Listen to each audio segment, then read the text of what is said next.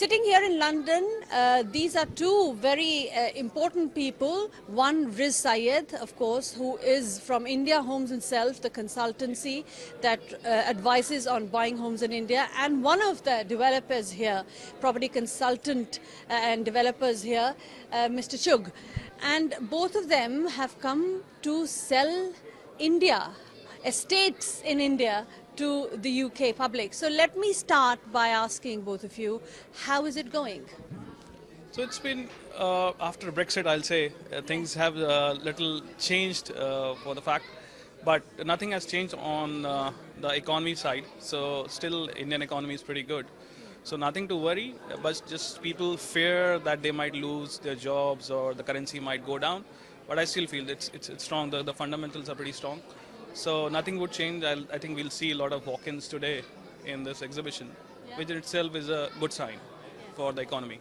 So, Riz साहब, किस तरह का interest है यहाँ लोगों में? What do they want to buy in India, and how feasible it is now that the pound is so down? So it's always been easy for Indians based in UK to buy property in India because we provide A to Z facilities here itself.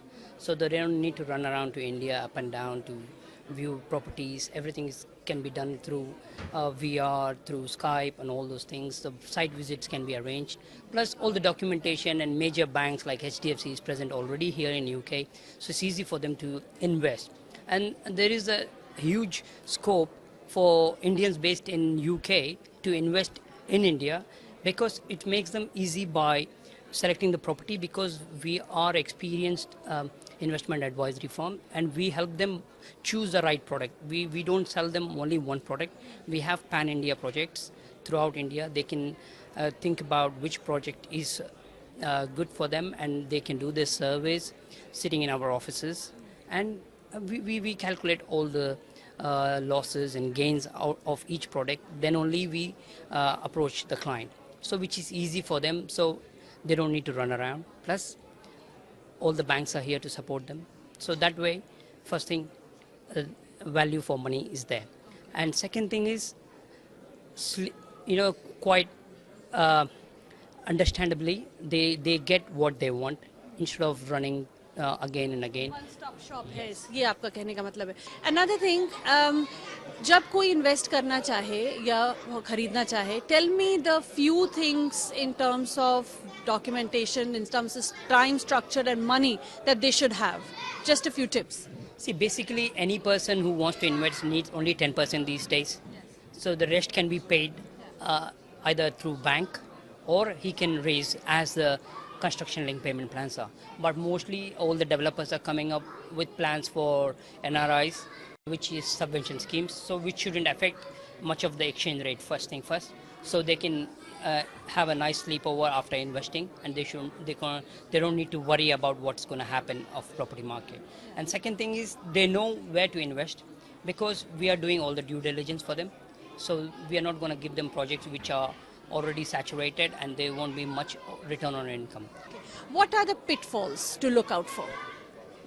Pitfall as in for which? As in, what are the caution areas that one should look out for when they're looking to buy a property there? So caution should be, depends on personal requirement. So let's say if you are thinking that I'll invest 4 crores in Mumbai and it will double up in next 5-6 years, it will not happen. So let's understand the fact that investing 4 crores in a Worli location will not double up. So if you have to invest 4 crores, split it up and invest in various locations. Okay. So first caution is avoid, I'll say, big transaction or big ticket size, unless until your objective is to go and live them. Okay. So not all your eggs in one basket. Exactly. That's why. Yeah. So that's first thing that you need to be cautious about. Second is do a research on the developer's background. Now with this market down, with the interest rates going up, and everybody is in big pressure. So every developer is trying some way or the other to sell his inventory, to mobilize things, and that's a problem. Where every developer can offer you a short return, but very few can give you. Okay, last one. For all this, if someone doesn't have time, so are you the point person to say कि हम सब कर देंगे आपके लिए, and we are the one-stop shop? Sure, of course, because we've been here for last 8 years.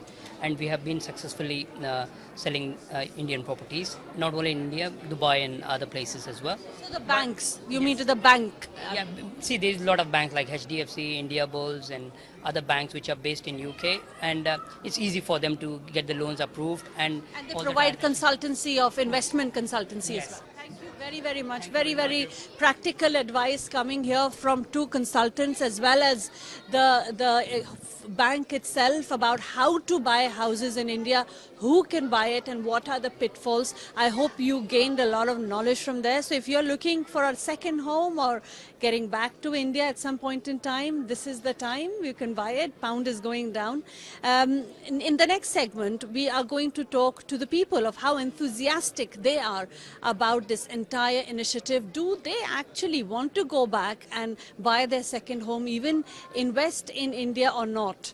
So stay tuned on Chai Chat.